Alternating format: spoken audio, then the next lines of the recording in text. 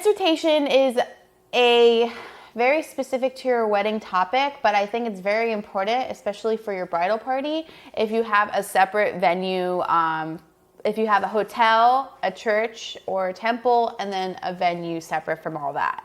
If you have 3 separate locations already, I definitely recommend looking into transportation. The first way I would go looking into transportation is contacting your hotel. If you don't have a hotel yet, ask the hotel room block that you have.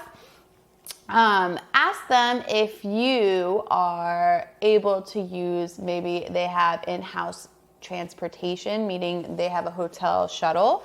Ask them if they do. Sometimes I've gotten some great deals from their in-house transportation shuttles. So speak to your hotel to see if they have a shuttle option. And if they don't, ask them the best areas where it would be possible for the transportation to pick up and drop off people in regard to shuttles. Some hotels have like an overhang next to their entrance, and so a lot of shuttles are not able to fit. So sometimes like the way to get guests to the transportation is a little bit of a walk. So clarify those terms before you look into transportation and seeing what's the best method for that. Maybe look into a smaller vehicle if a shuttle is not, like if a large bus is not possible. So definitely find out your terms before looking into transportation. And then also making sure that they don't have like an in-house shuttle that you can use for a great price, if not complimentary. So the next one we're going to discuss is when is it a definitely need for transportation? I highly recommend you need transportation when you have at least 3 separate areas to go to. And if you're not going to get transportation for guests, then definitely get it for the bridal party, immediate family, and for yourselves, you and your fiance. It's really important to have transportation for you guys because if you're late, then everything else is pushed. So it's better to depend on that. I've had a lot of clients who use Uber or Lyft, and I'm more familiar with Uber.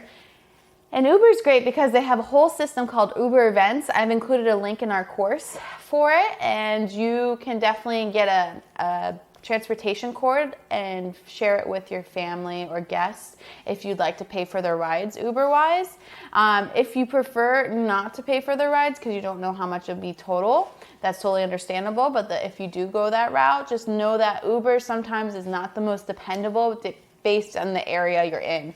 If you're in a highly populated area and if it's the weekend and you think it's gonna be really crowded, you're gonna have to wait for Uber for a while, which is why I say it's more important to get solid transportation for bridal party than necessarily your guests, because guests can be like 5 or 10 minutes late, whereas the bridal party have to be on time. So definitely get transportation for bridal party if you have like 3 separate areas to go to.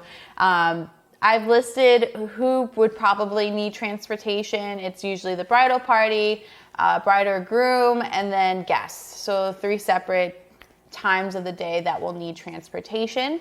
Usually you can do a shuttle, you can do tiered buses, or you can do a limo Rolls-Royce option. So usually most transportation companies either have a one-stop option or a minimum of hours option. So if you needed your transportation only one way, then they'll just charge you for the one way. But if you need them for like an hour, they're going to charge you minimum of hours. Majority of the places down here are a 3-hour minimum. So we would, if we're employing the transportation method, we'd have to at least pay for the 3-hour minimum. And also, they sometimes include gratuities and sometimes don't. So that's also something to discuss with them, how much gratuities would be. Also, with transportation, if you do employ transportation and you do reach out to some vendors nearby, same process of every other vendor, look into reviews, make sure they have AC that works.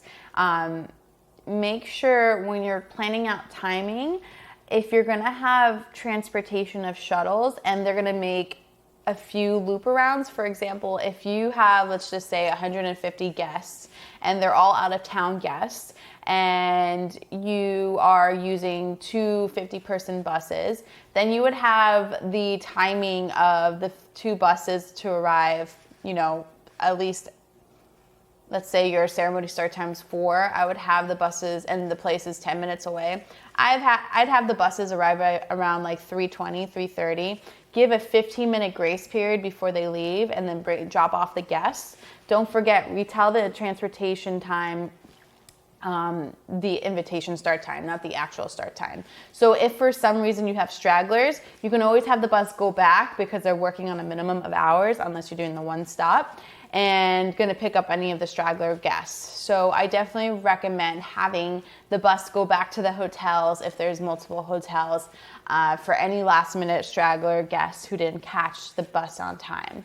And adding a 15-minute grace period, meaning the bus will wait at the hotel 10 to 15 minutes, is really important, because there's always those guests who go last minute, oh, I forgot my glasses, oh, I forgot, a change of a pair of flats, I forgot I need to go to the bathroom. Those type of people will definitely miss the bus if we don't have that grace period. So be sure to accommodate that. And also, the ways to inform guests if you have transportation is definitely through your wedding website. Put that in there in your wedding website. If you don't know your timing yet for transportation, just let guests know that they don't have to worry about it. You're providing transportation. And when you get closer to the wedding date, you can always add to the transportation information to your welcome bags, or inform guests at rehearsal dinner. And also talk to your hotel that the transportation will be picking up from. Ask them if maybe they can put up a sign somewhere at the front desk. At least let the front desk people know that there's going to be a shuttle for your wedding, and that they should be able to indicate to guests where to go. I highly recommend you booking your transportation at least 6 to 8 months before your wedding. I know that seems really far in advance, but sometimes your wedding lands on prom season, or a season where transportation is usually booked, or a higher price range. So it's good to know your numbers earlier on. I like to always be prepared, so it's good to do that.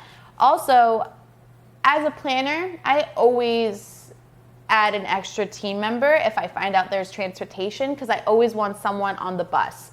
So to that effect, if you have a day of, make sure that they have someone on the bus. And if you don't, make sure to have a family member in charge of the bus, meaning don't allow the bus to leave if the bus isn't full, or if you know people are on the way. Obviously, it's not you, and I don't recommend anyone from the bridal party or immediate family, because they should be at ceremony.